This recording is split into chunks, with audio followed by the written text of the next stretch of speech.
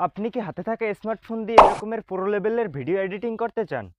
তাহলে বেলার অ্যাপটি আপনার জন্য হতে পারে গেম চেঞ্জার। তো চলেন এরকমের ভিডিও এডিটিং কিভাবে করবেন সম্পূর্ণ প্রসেস আজকের ভিডিওর মাধ্যমে দেখানো যাক। আমরা চলে যাব প্লে স্টোরে, এখানে সার্চ বারে গিয়ে লিখব বেলার, তারপরে দ্বিতীয় নাম্বার যে অ্যাপসটা আসছে ওইটা আমরা ক্লিক করব। আমি আগে ইনস্টল করে রেখেছি, এখন শুধু ওপেনে ক্লিক করব।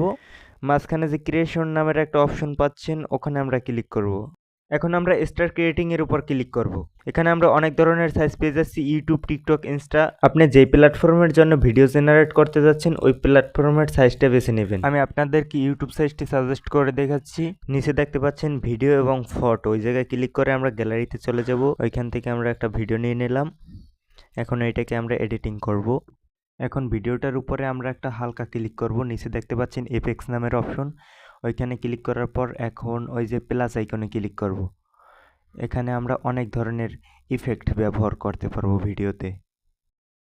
এই পাশে উপরের কর্নারের ইফেক্টের উপরে আমরা ক্লিক করব। এইচডিআর নামের একটা ইফেক্ট স্ক্রিনে দেখাচ্ছে, ইফেক্টটা আমাদের লক হয়ে আছে। এখন আমাদের করতে হবে ওয়াটস অ্যাডস টু ইফেক্ট, ওটার উপর ক্লিক করে ইফেক্টটা আনলক করতে হবে।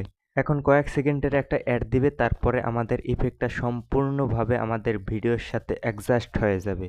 ভিডিওর উপরে আমরা একটা ওয়াটারমার্ক দেখতে পাচ্ছি, ওটা ডাউনলোড করার পর থাকবে না। এই নিচে দেখতে পাচ্ছেন একটা থ্রি বার আইকন, ওখানে ক্লিক করে আমরা ইফেক্টটা আরও সাদা কালো বাড়িয়ে কমিয়ে নিতে পারি আমাদের ইচ্ছে অনুযায়ী। উপরে দেখতে পাচ্ছেন ভিডিওর রেজুলেশনটা একটু বাড়ানো আছে, আমরা 720 করে নেব। আমাদের ভিডিও এডিটিং এর সম্পূর্ণ কাজ শেষ। এখন কর্নারে দেখতে পাচ্ছেন একটা হলুদ বাটন, নিচের দিকে তীর আঁকা, ওখানে ক্লিক করে আমরা ভিডিওটাকে ডাউনলোড করে নিব।